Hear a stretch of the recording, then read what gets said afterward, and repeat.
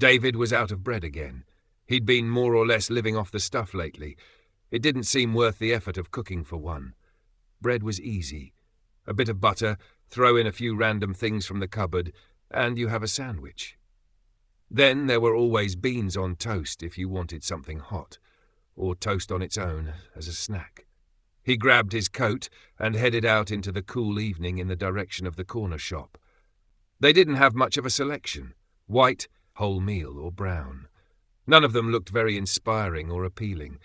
His life, like his diet, had become rather bland lately. His love life was non-existent, and work was a pointless grind. It felt as if he had dug himself into a rut, and he didn't have a ladder to help him climb out. Graham at work had wondered if he might be a bit depressed. "Wasn't everyone these days?" had been David's reply. If the bread in his corner shop wasn't inspiring him, he would go to the discount supermarket. They always had plenty of choice on their bread counter.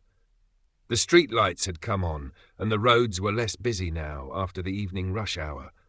Many of the shops had already closed, and others were in the process of shutting. Tired-looking shop workers were removing display boards from the pavement and checking the time, eager for their shifts to end. He passed the Crown pub. The lights were on, and the outlines of people settling in for the Thursday night pub quiz were visible through the frosted glass. He had met Samantha there, not at a pub quiz.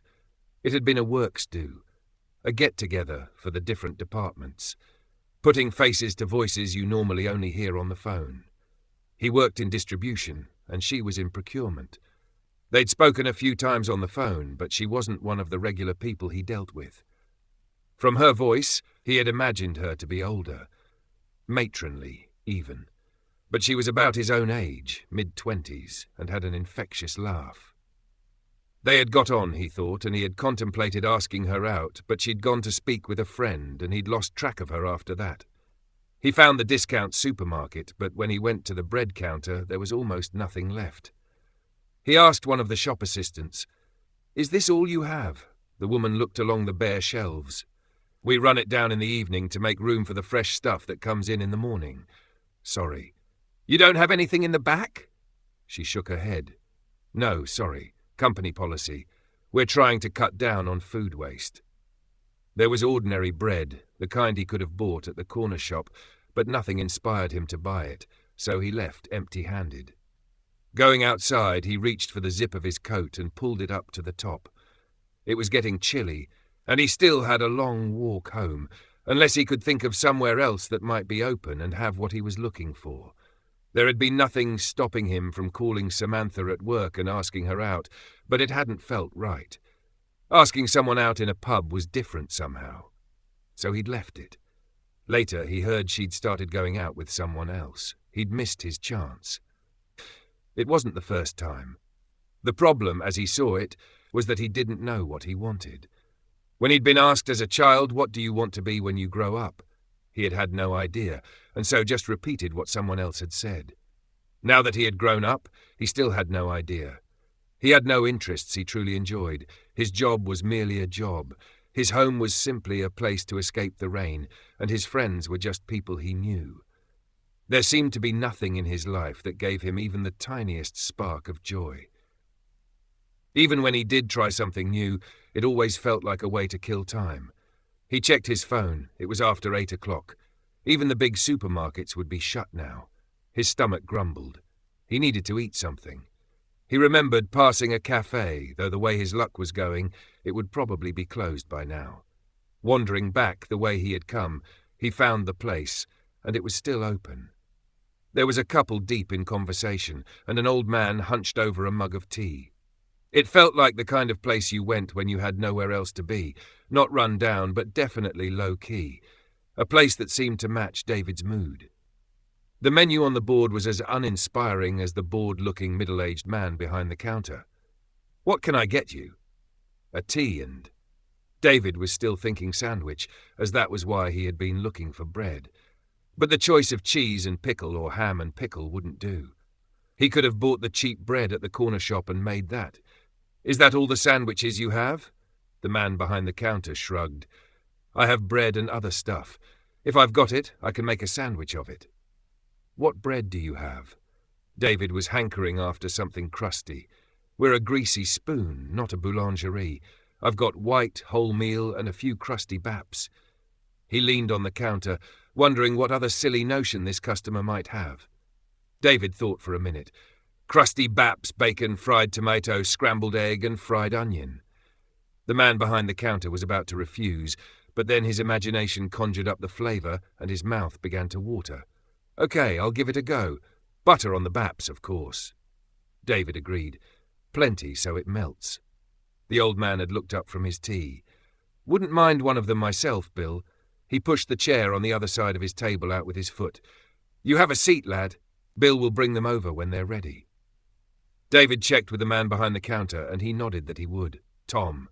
David hadn't quite heard as he sat down. "Sorry? My name's Tom." "Oh, right, David." Tom took a sip of tea. "I thought a young lad like you would be out clubbing, not hanging around a place like this." David shook his head. "It's not my sort of thing, really. I came out looking for bread, but couldn't find what I was looking for." "Bread's bread, isn't it?" observed Tom. David thought about it and agreed. "I suppose it is in a way. I just fancied something and wasn't sure what it was." "Like your bacon bap thing," said Tom. "I didn't know I wanted one until you mentioned it. Now my guts are rumbling at the thought of it. Or maybe it's the indigestion it will give me later." David thought for a moment. "I'm not sure I was asking for what I wanted, but naming things I thought he might have." "You still came up with something that sounds delicious," observed Tom. "People think too much these days. I blame the internet. In my day, you had what you had, you lived where you lived, and you made the best of it." Bill placed their order in front of them. "Enjoy." He didn't tell them, but he had made one for himself and had it behind the counter. David and Tom contemplated the baps, the contents spilling out of the sides. Tom rotated his plate, examining the bap from every side, wondering how he was going to bite it without making a mess. David was thinking about what Tom had said. You had what you had, you lived where you lived, and you made the best of it. Was that really all there was to life? It was what his life had been so far. Trying and failing to make something happen, while also searching for the one thing that would change everything. Yet here he was, failing to find bread, failing to live the life he had, because he had got it into his head that life was just around the corner, just out of reach, something to be searched for and found. He picked up his bap and sank his teeth into the greasy, salty goodness. Perhaps the thing about life was you had to live it as it happened, not search for it. David looked across at Tom, bits of egg and tomato oozing out of his bap as he ate. Here was an old man coming to the end of his life, and himself, David, still near the beginning of his, and yet they were in the same place at the same time, doing the same thing. Living. "Is this it?" asked David between mouthfuls. Tom wiped his mouth on a serviette. "Is what it? Life?" Tom looked at him and smiled. "What were you expecting, fanfares? We have good food, company. We're warm and dry. What more do you want?" "I still need bread for tomorrow," said David, "though most of the shops will be closed by now." Tom used his finger to mop up the last drops from his plate. "My wife used to make her own bread. Flour, water, yeast. It's not rocket science."